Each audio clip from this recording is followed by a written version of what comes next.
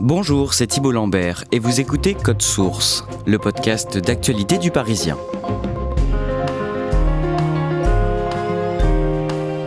La Joconde, ou le portrait de Mona Lisa, le tableau le plus célèbre au monde, va changer de place et de dimension au musée du Louvre. Le musée parisien et le chef de l'État, Emmanuel Macron, ont annoncé le 28 janvier un vaste plan de rénovation de l'établissement étalé sur 10 ans pour améliorer l'accueil des 9 millions de visiteurs qui s'y pressent chaque année.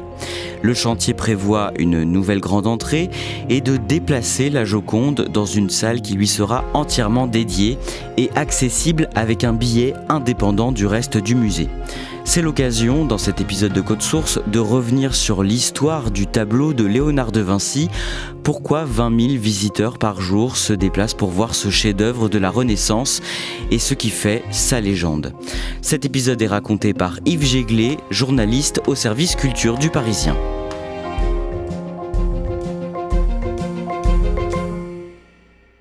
Yves Jéglé, avant toute chose, et même si tout le monde l'a en tête, décrivez-nous ce tableau, la Joconde, et ce qui fait sa particularité.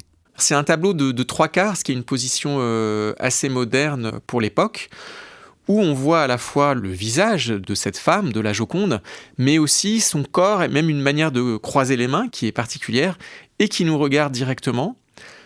Mais plus étonnant encore, c'est un tableau où il y a un fond qui représente un paysage, ce qui en théorie est impossible, vu que cette femme a posé et elle n'a pas posé dans la nature. On n'est pas à l'époque des impressionnistes. Mais derrière, il y a un paysage un petit peu rêvé, de montagnes qui pourraient être des collines de Toscane, mais qui sont idéalisées. Et c'est ce qui fait le génie de ce tableau. C'est un portrait, mais c'est aussi un tableau de paysage.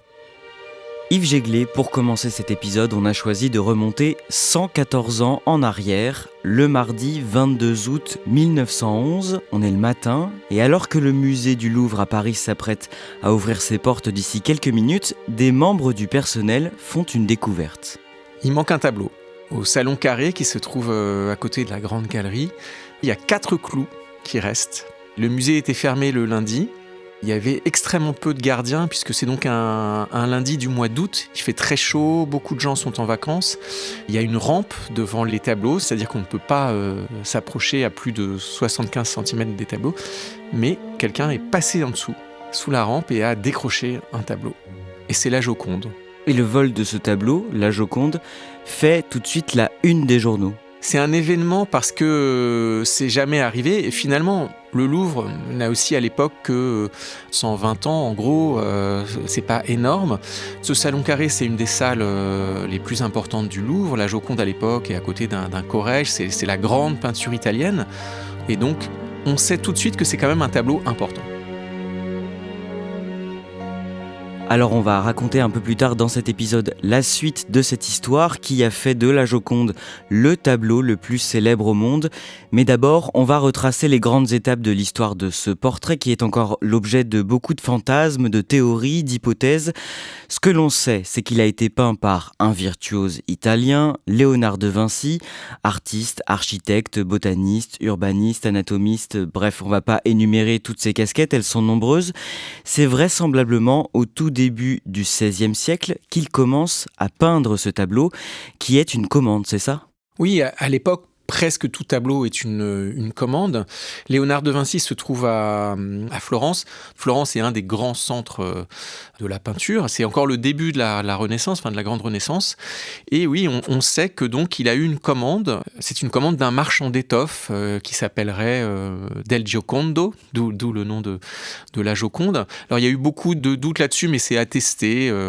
Voilà, il y a eu quand même beaucoup de recherches historiques.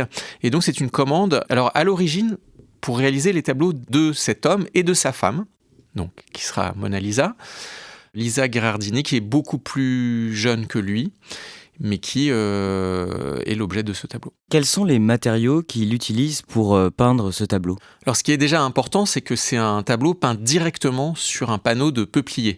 Parce qu'au moment où il a été volé, beaucoup de journaux, où il y a eu des blagues sur « Ah, le voleur a dû le rouler comme un poster ». Ça n'est pas possible, vu que c'est peint directement sur du peuplier. Et sinon, Léonard de Vinci utilise la peinture à l'huile, mais alors il avait cette réputation, attestée même récemment par des enquêtes de chimistes, pour expérimenter de nouvelles techniques pratiquement à chaque tableau, donc toujours avec la peinture à l'huile, mais là il a utilisé certains types de solvants qui sont des prototypes, comme il faisait souvent. Alors qui est Léonard de Vinci à ce moment-là quand il reçoit cette commande? Il a quel âge et comment est-ce qu'il est perçu par ses contemporains? Léonard a 50 ans, en gros 51 ans quand il va commencer la Joconde. Alors c'est un artiste déjà célèbre. C'est l'aîné d'une famille d'un notable de Vinci, qui est une petite ville de Florence. Mais sa mère est une paysanne, donc par exemple, peu après la Joconde, il ne sera pas dans l'héritage à la mort de son père. Donc il a un statut un peu différent. Il n'a pas fait vraiment d'académie, notamment dans tout son savoir scientifique, qu'il va utiliser aussi dans la peinture. Mais ses talents d'artiste ont été reconnus très très tôt, à l'adolescence. Et donc il a travaillé dans des ateliers, il a connu les grands peintres de la première Renaissance. Il passe pour à la fois un artiste extrêmement doué et pénible, parce que souvent il ne termine pas ses peintures. Et c'est ce qui se passe avec ce portrait commandé par Francesco del Giocondo. Il ne le termine pas. Il ne va jamais le livrer au commanditaire, donc ce bourgeois de Florence ne le verra jamais. Il ne le donne pas parce qu'il ne l'a pas terminé, il ne l'a donc pas fait payer. C'est pour ça d'ailleurs qu'il a été parfois moins désiré que Michel-Ange et Raphaël, qui étaient ses deux grands contemporains, les trois génies de la Renaissance, qui se sont croisés à Florence à cette époque-là. Il n'honore pas sa commande. Et c'est pour ça qu'il a gardé ce tableau avec lui, puisque finalement il lui appartenait toujours. Et il a continué à le peaufiner. Léonard de Vinci, il met du temps à achever ce tableau et il le transporte avec lui de ville en ville, d'Italie jusqu'en France. Oui, alors c'était vraiment un chercheur, Léonard, donc un scientifique, c'est comme ça qu'il se voyait. D'ailleurs, il a fait peu de tableaux dans sa vie, peu en plus sont arrivés jusqu'à nous, et ça peut durer des années. Donc la Joconde, il commence en 1503, il va ensuite quitter Florence pour Milan puis Rome, ce sont donc des duchés comme des puissances, quoi, où il y a des mécènes, et il va emmener la Joconde qu'il va continuer jusqu'en France, puisque il y a beaucoup de guerres dans l'Italie de l'époque. Donc François Ier, il y a la célèbre bataille de Marignan en 1515, à la suite de laquelle François Ier donc, devient très puissant. Et c'est lui qui va proposer à Léonard de Vinci de venir en France, à la cour de Blois et d'Amboise. François Ier, qui est un jeune roi, puisqu'il n'a que 20 ans à ce moment-là, tombe amoureux de ce tableau. Oui, alors il y a déjà un lien très fort entre François Ier, qui a à l'époque beaucoup de panache, puisque c'est un guerrier, mais aussi quelqu'un qui veut être un grand homme de culture, et Léonard de Vinci, qui là à la soixantaine, ce qui est âgé déjà au début du XVIe siècle. Donc il y a un lien de mentor presque, et il fait venir d'ailleurs Léonard, pas que comme peintre pour la peinture. Léonard de Vinci, parmi ses grands talents, était un très grand organisateur de fêtes royales. Il savait faire fabriquer des automates, des choses incroyables. Et donc ils ont ce lien. Et il est logé donc au Clos Lucé, qui est une sorte de maison, qui est un petit château, où donc il se voit beaucoup. Et effectivement, François Ier aime énormément ce tableau que Léonard de Vinci achève à Amboise et va l'acquérir. Combien il lui achète ce tableau ? Alors on a parlé de 4000 écus d'or, difficile de faire une comparaison avec aujourd'hui, mais c'est une somme très élevée pour l'époque. Donc il y a cette conscience que c'est un très grand tableau, un tableau très important. Et il y a aussi des traces de ce paiement, parce il y a eu une polémique pendant des siècles, et qui d'ailleurs ne s'est jamais vraiment arrêtée, entre l'Italie qui voudrait récupérer la Joconde de son grand peintre. Il a été dit parfois que le tableau avait été presque volé par la France. Il y a même parfois des erreurs historiques incroyables. On peut lire que c'est lors des campagnes napoléoniennes, alors que le tableau est en France avant la mort de Léonard de Vinci. Et surtout, il a été acheté dans les règles par le roi. Alors qu'est-ce que ce portrait de Mona Lisa a d'attrayant pour l'époque ? Il y a déjà la technique de Léonard, ce qu'on appelle le sfumato, donc c'est ce qu'il avait d'exceptionnel sur la manière de peindre les ombres et la lumière, où il y a comme ça cette sensation de flou, qui fait que le sourire, par exemple, ce fameux sourire énigmatique de la Joconde, est très particulier, parce qu'il n'est pas direct, il y a une intériorité. Léonard a aussi une manière bien à lui de créer un paysage, donc derrière ce premier plan du portrait, qui est un paysage un peu rêvé en fait, parce que c'est la Toscane, mais c'est un paysage un peu de montagne, de plan d'eau qui n'est pas réel. Et il sait comme ça faire jouer ces différents éléments d'une manière totalement gracieuse. Et puis des sourires dans la peinture, en réalité, il n'y en a pas beaucoup. Léonard de Vinci meurt le 2 mai 1519 à l'âge de 67 ans dans le château du Clos Lucé où il a été accueilli à Amboise. Et le portrait de Mona Lisa, lui, reste la propriété des rois de France pendant des siècles. En 1802, il est installé au musée du Louvre à Paris. Racontez-nous brièvement comment il en est venu là. Donc à la mort de Léonard de Vinci, ce tableau entre dans les collections royales puisqu'il a été acquis par François Ier, mais pas pour sa jouissance à lui, François Ier, vraiment en tant que roi de France. Ce tableau va d'abord être présenté au château de Fontainebleau. Il est passé par Versailles, puisque Versailles devient ensuite la cour du roi. Et après 1789, donc, le Louvre devient un musée. En 1793, alors curieusement, lors du premier inventaire des peintures qui entre dans le musée, la Joconde n'est pas sélectionnée. Il n'est pas dans les tableaux les plus importants, vraiment au tout début, mais très vite, il entre dans les collections du Louvre et va être présenté tout au long du 19e siècle. Mais ça n'est même pas le tableau le plus célèbre de Léonard au 19e. C'est la Belle Ferronnière, qui est un autre portrait de l'époque milanaise magnifique, qui est au 19e siècle considéré comme le plus important du peintre. Tout au long du 19e siècle, le tableau fascine quelques artistes qui le découvrent. C'est notamment le cas du poète Théophile Gautier qui écrit dessus. Et à la même période, il y a déjà de nombreuses théories qui circulent à propos de la Joconde.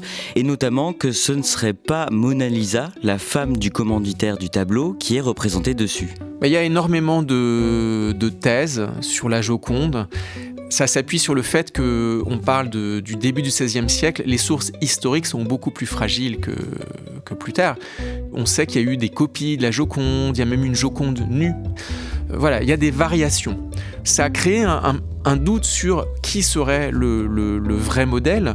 Il y a même eu des thèses un peu farfelues, puisque l'un des amants de Léonard était son peintre, le premier assistant, comme on pourrait dire, qui avait un très beau visage. Léonard de Vinci aimait beaucoup les hommes jeunes, voilà, très, très beaux. Lui-même était très beau.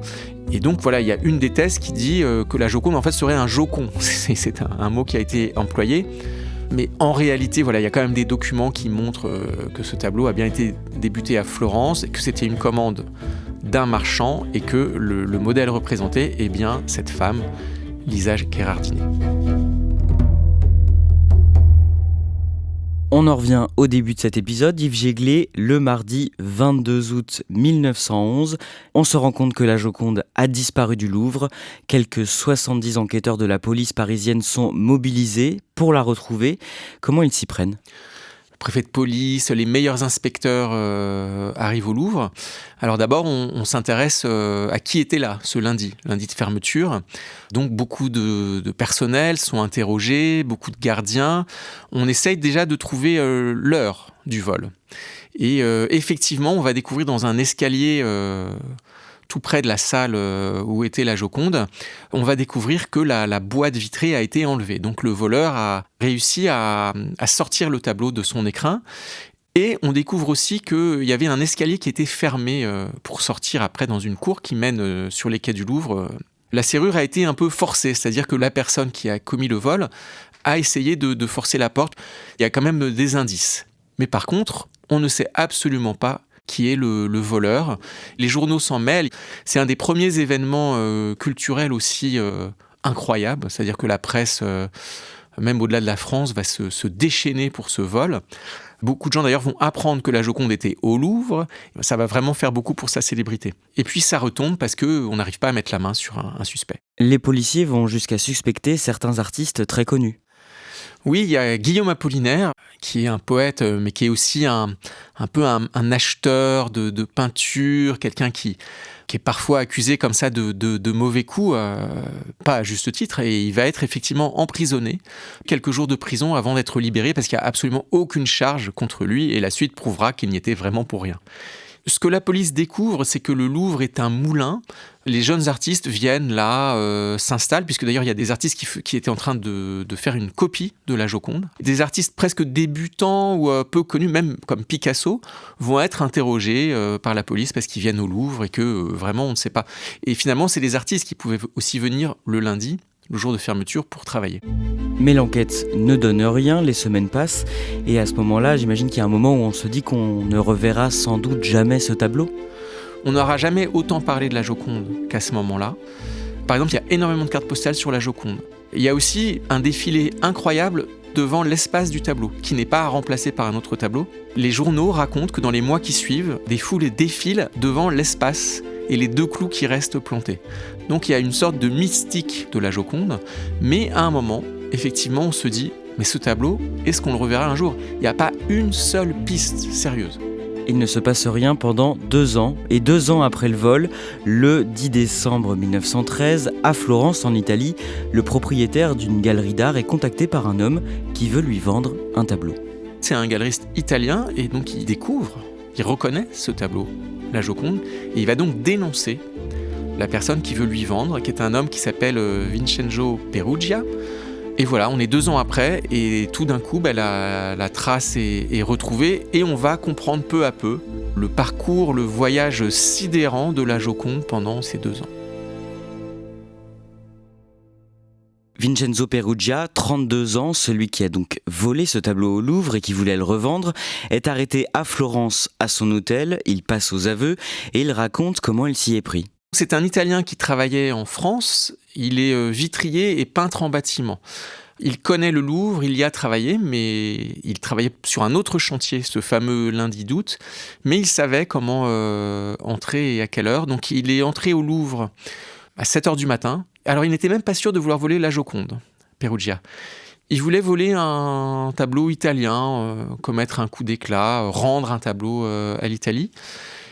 Et au dernier moment, il a choisi la Joconde. Il hésitait avec d'autres tableaux. Alors, il y a une question de format. La Joconde étant un petit tableau, il est plus facile à transporter. Et donc, il l'a tout simplement décroché. Il a donc volé la boîte en 6 secondes, d'après ce qui a été reconstitué. Il connaissait, puisqu'il y avait travaillé, il connaissait cet escalier. Il savait que dans cet escalier, on était peu contrôlé parce qu'il y avait aussi des toilettes. Donc beaucoup de gens du personnel du Louvre demandaient à passer par cette porte. Et là où il a été vraiment intelligent et où il y a eu une préméditation, c'est qu'il est sorti par là où il était entré et où il savait que là, on ne lui redemanderait pas ce qu'il faisait. Il cache le tableau sous son manteau, comme un paquet qu'il transporte. Donc la Joconde, on ne l'a peut-être pas dit, c'est 50 cm sur 70 cm, donc c'est vraiment petit. Donc il peut le prendre dans les bras. Et il rentre chez lui avant d'aller à son travail, parce que là on passe de quelque chose qui se passe entre 7h et 7h30, et à 9h, il travaille sur un chantier comme peintre en bâtiment. Donc il le ramène chez lui. Alors chez lui, c'est une petite masure. Il vit dans une cité près du canal Saint-Martin, une cité d'ouvriers, où il a donc une seule pièce. La Joconde est sur sa table, il a une seule table, et quand il mange, il l'enlève et il la pose sur ou sous le lit. Et au bout d'un certain temps, on va apprendre après son arrestation qu'il a quand même construit une boîte pour protéger la Joconde, parce il vient d'un milieu, donc il sait quand même ce que c'est que la peinture, et il sait que les variations d'humidité, parce qu'il est donc dans une cité ouvrière où en plus l'hiver c'est très peu chauffé, il y a une seule personne qui sera au courant de son vol, c'est je crois un cousin à lui, où un hiver, il va porter le tableau parce qu'il a quand même peur que le tableau s'abîme. Il veut surtout pas le détruire, il veut le transmettre quand il pourra à l'Italie. Et cet homme n'avait jamais été suspecté par les enquêteurs ? On ne sait pas s'il a été suspecté, mais il a été interrogé par un inspecteur de police qui est venu chez lui. Parce qu'en fait, Vincenzo Perugia, donc, il avait quand même une spécialité de vitrier, y compris sur des tableaux sur les protections. Donc il avait travaillé au salon Carré, là où était la Joconde, où il avait travaillé sur des protections vitrées de chefs-d'œuvre. Mais surtout, c'était aussi un expert, du coup. Et la police est venue l'interroger, sûrement dans le cadre de passer un peu au peigne fin tous les gens qui avaient travaillé dans le salon Carré pour avoir aussi des précisions sur le système. Mais l'inspecteur ne l'a pas vu comme un suspect en se disant qu'un ouvrier n'allait pas voler ce tableau-là. Puisque finalement, c'est très atypique comme vol. En général, quand il y a des vols d'œuvres d'art, c'est un homme de main qui immédiatement doit confier le tableau à un autre membre du gang et puis très vite à un collectionneur ou en tout cas un revendeur. Là, c'est totalement improbable en fait ce qui s'est passé. Et donc son intention à lui, c'était de rendre ce tableau à l'Italie ? C'est une sorte de patriotisme ou de nationalisme. Il y a depuis très longtemps cette guéguerre entre la France et l'Italie, puisque notamment sous Napoléon, il y a eu quand même effectivement une razzia de l'armée française dans les musées ou les collections italiennes, mais ça ne concernait pas la Joconde. Et lui, alors qu'il avait déjà commis des petits délits, pas très graves, mais qui avait quand même déjà eu affaire à la police, qui était quelqu'un qui pouvait être tenté, s'est dit qu'il allait faire un coup d'éclat et le rendre à son pays. Il est condamné à une courte peine, 1 an de prison, et la Joconde réintègre le Louvre en grande pompe en 1914 avec un dispositif de sécurité, on s'en doute, beaucoup plus important. Pendant les 2 guerres mondiales, le tableau est exfiltré avec d'autres œuvres cachées à divers endroits et notamment au château de Chambord pour éviter de subir des dégâts. En 1963, André Malraux, le ministre de la Culture, veut faire voyager le tableau aux États-Unis et cette décision provoque une bronca des conservateurs du musée. Les conservateurs du musée savent déjà que la Joconde est un tableau très fragile. C'est un tableau, comme on l'a dit, sur le peuplier, un bois très ancien, et en plus il y a une fente de plusieurs centimètres à l'arrière du tableau, ce qui fait que le moindre choc peut vraiment abîmer le tableau encore plus, voire le transpercer. Donc les conservateurs sont contre, mais Malraux veut faire voyager le tableau parce que la Joconde finalement c'est la meilleure ambassadrice de la France. Et il y a à l'époque un intense ballet diplomatique et notamment les États-Unis veulent la Joconde. Jackie Kennedy veut que la Joconde soit exposée et donc elle va être exposée aux États-Unis et il y aura encore d'autres voyages. Le tableau voyage une dernière fois en 1974 au Japon avec une escale à Moscou et depuis, en raison de sa fragilité comme vous l'avez dit, du coût que cela nécessiterait de le déplacer et des visiteurs qu'il rapporte au Louvre, 20 000 chaque jour, il n'est plus jamais sorti du musée. Yves Jéglé, aujourd'hui pour voir la Joconde, c'est assez compliqué, il faut traverser plusieurs salles, passer devant la Victoire de Samothrace, entrer dans la salle des États. La Joconde est au milieu, sur un mur, entouré de dizaines de tableaux. Les gens s'amassent devant, prennent des selfies, il y a une foule permanente, ce qui fait qu'on voit finalement assez mal la Joconde, on la voit de loin, c'est un petit tableau. Ce ne sont pas des conditions optimales et pourtant, il y a une certaine magie qui opère quand on se trouve devant le tableau. Beaucoup viennent le voir comme on va à Lourdes, comme on regarde une relique. Il est impossible de bien le contempler, mais voilà, il faut pratiquement s'être trouvé devant la Joconde. Il a acquis une dimension qui lui domine presque de la religiosité, ce qui est très étonnant. On en vient à cette année, le 28 janvier 2025, devant ce célèbre tableau, le président Emmanuel Macron détaille une série de mesures qui visent à rénover et améliorer le Louvre pour résoudre les problèmes de surfréquentation et de vétusté. L'une des mesures, elle concerne précisément la Joconde. Oui, l'idée de Laurence Descartes, la présidente du Louvre depuis 2021, est de déplacer la Joconde, de la mettre dans un nouvel espace du Louvre qui serait créé sous la cour carrée et où du coup il n'y aurait plus ces embouteillages infinis. Il y aurait une entrée spéciale qui sera créée du côté du métro du Louvre-Rivoli, ce qui fera que les gens qui viendront voir la Joconde en 2031 pourront accéder presque directement au tableau. Des escalators finalement emmèneront à la Joconde quasiment directement depuis l'entrée du musée. Dans un espace beaucoup plus grand, la salle prévue pour dans 5 ans ferait 2000 m², ce qui est immense. Et donc ça serait un espace entièrement consacré à la Joconde qui raconterait son histoire, qui raconterait ce qu'on a raconté là. Il y aura des documents sur le vol, il y aura sûrement une photo de ce Vincenzo Perugia, ce qui aujourd'hui serait sacrilège. Aujourd'hui, c'est vraiment un tableau parmi d'autres chefs-d'œuvre. Et un espace qui fera que, espérons-le, on pourra contempler le tableau. Parce qu'il y a quand même des enquêtes de satisfaction réalisées qui montrent que la Joconde est vraiment au monde le chef-d'œuvre qui introduit le plus de déception quand les gens sont enfin devant, parce qu'ils ne peuvent pas vraiment le voir. Vous, Yves Jéglé, quel est le rapport que vous avez avec ce tableau et comment vous expliquez la fascination qu'on a pour lui ? C'est difficile. Moi, ce qui m'a toujours frappé, c'est que ça n'arrive presque jamais un sourire dans la peinture, surtout à cette époque. Les femmes, qui sont souvent les modèles, ne sourient pas, et les hommes non plus. Donc Léonard a quand même cette idée de génie dans sa recherche de naturel, de montrer une expression qui est en plus un mélange de sourire et d'une mélancolie ou d'une nostalgie. Il y a beaucoup de théories, mais semble-t-il, cette femme, Lisa, avait perdu un bébé peu de temps avant. Elle est triste et Léonard de Vinci aurait même fait venir des acrobates, des bouffons, des clowns pour la dérider, puisque les séances de pause duraient longtemps. Donc il y a une fascination qui vient de l'originalité très très forte de ce qui est représenté. Ça reste quand même très atypique. Et puis je pense que c'est un tableau avec lequel on a tous grandi à travers des manuels, où on a tous vu une carte postale de la Joconde, cette femme qui semble nous sourire. Et finalement, on peut consacrer toute une vie à essayer de comprendre ce sourire et la beauté de ce visage.